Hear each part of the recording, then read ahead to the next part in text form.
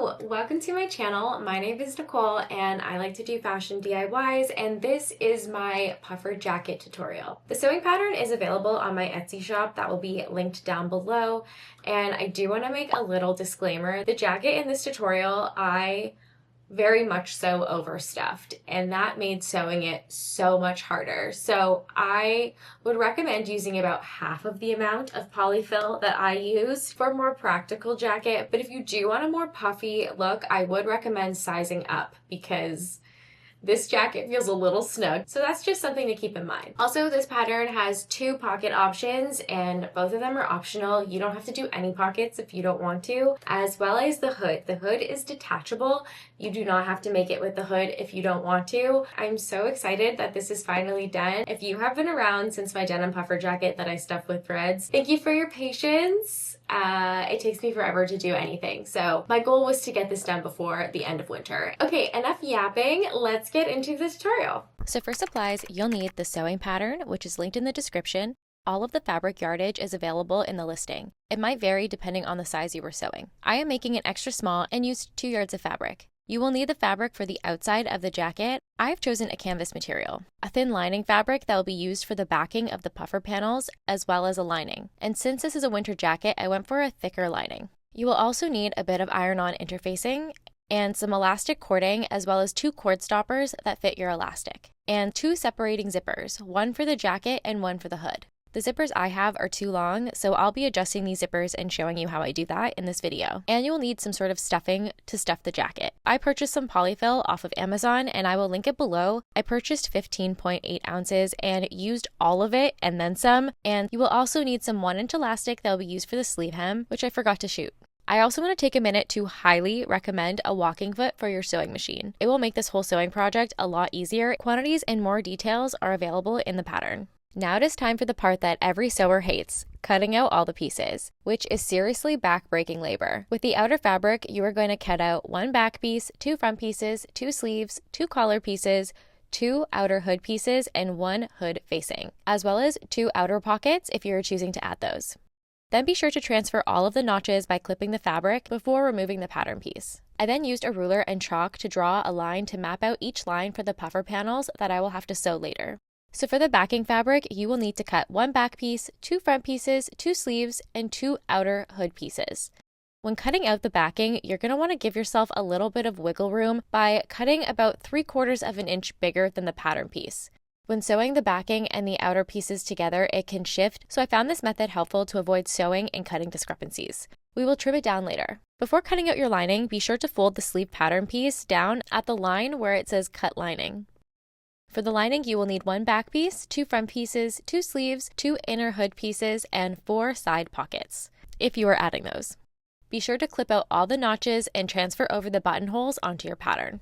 Okay, moving on to the construction. If you choose to add the front pockets, you are going to start with that.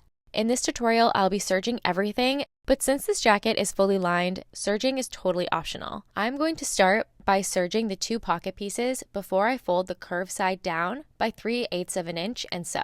This is the opening of the pocket. Then fold and press the top and side of the pocket down 3/8 of an inch. Then pin the pocket to either center front piece of the jacket. The pocket lines up directly in the corner underneath the last puffer panel line. Now add a top stitch to the top and the side of the pocket. Okay, time to add the backing to all of the outer puffer pieces. This is when having that extra wiggle room of the backing material comes in handy. Pin both pieces together securely, then sew around 3 sides of the pattern piece, leaving 1 side open, as well as sew down each chalk line we drew out earlier that are the puffer panels. For the sleeve pattern pieces, it has an extra sew line at the wrist. This is where we will be adding the elastic, so we won't be stuffing this section. You are going to repeat this process to every outer and backing piece. I inflated my vacuum seal polyfill and was ready to move on to stuffing the jacket. Remember, I vastly overstuffed the jacket, so be aware of how much filling you are putting in. It might not feel like too much when it's laying flat, but once it's on the body, it felt really overstuffed. After I filled each panel, I just held it in place with pins until I was ready to sew and close up the opening. Now I forgot to do this next step, but once the sleeve panel is stuffed, hem the sleeve. Trim off the excess backing, serge, and fold 3/8 of an inch to make the hem. Then trim off all the backing material or run it through your serger like I did, and it will trim as it goes. Repeat this process to all of the other puffer pieces. So for the collar and hood facing pieces, iron on your fusible interfacing and serge them. It's time to start putting this thing together. Start by attaching the front and back pieces at the shoulders. If your stuffing goes all the way to the edge, you may have to wiggle it around to make it a little easier to sew. Just something to keep in mind while sewing this project because it can get bulky. When attaching the outer collar piece, I am going to be sandwiching the zipper for the hood in there. But before I can do that, I'm going to have to trim down my zipper. For the size I'm making in the jacket, I will be using an 18-inch zipper for the hood. And I'm going to trim mine to size. To do that, I am measuring out 1 inch more than I need. Then move the zipper slider below that line and trim. Then I use my end cutting pliers to remove each zipper tooth to get my desired length. Then I added zipper stoppers to either end of the zipper. I'm going to fold the zipper in half to mark the center and align it with the center back and pin each end of the zipper around the neckline. Be sure to switch your sewing machine to a zipper foot. I decided to sew the zipper down to the jacket side first before going back and pinning and sandwiching the collar piece with right sides together to the neckline. And once it's all sewn, it should look something like this. I also folded in the end of the zipper tape just so it looks cleaner. If you are choosing to add the side seam pockets, now is the time to sew all 4 pocket pieces to each side of the body of the jacket between the 2 pocket notches. And sew this at 3/8 of an inch seam allowance. Then fold over the pocket pieces and sew a top stitch within the seam allowance. This will prevent the pocket from rolling outwards. Now it's time to attach the sleeves. Match the notches up with the armhole on the body, then pin and sew. Once the sleeves are attached, I folded the front to meet the back. And it's time to close up the jacket. Pin all the way down the sleeve to the body of the jacket, around the pocket, and to the hemline. And sew this with a 1/2 inch seam allowance. It's important to note that when sewing around the pockets, you want to pivot at a 90-degree angle for a clean look. Now that the outer jacket is done, we are moving on to the lining. The first thing I'm going to do when it comes to the lining is sew the buttonholes onto the body pieces. There are 4 buttonholes in total, 1 on each side seam of the front and back pieces. To assemble the lining, I put it together the same way I put the outer jacket together, except I left an opening in the side seam of the lining. After attaching the inner collar, the lining is assembled and I can start attaching it to the outer jacket. And we are going to do that by sewing it to the hem of the jacket first. The hem allowance for the jacket is 1 inch, so here I am pushing up some of that batting upwards to give me some room to sew. With right sides together, I'm going to line up the hemlines of the lining and the outer jacket and pin and sew at the 1 inch. The buttonholes are now just along the inside of the hemline.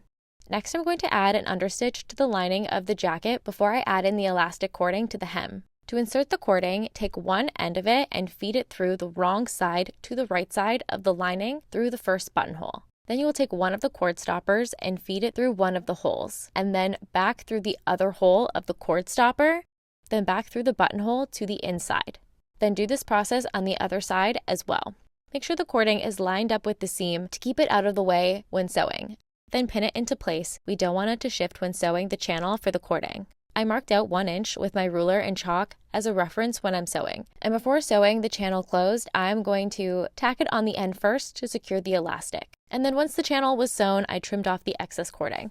Next step is adding the main zipper to the jacket. Once again, I'm cutting the zipper down to size. Even though I have the zipper sizes listed out per size for the pattern, I always like to cut my zipper down manually to ensure it fits properly. I know I don't cut and sew perfectly, so sizing it always ensures that my zipper will fit properly. To see how long I needed it, I just pinned the zipper to the jacket as if I were going to sew it and just marked the length. Then I removed the zipper teeth the same method I did for the first zipper.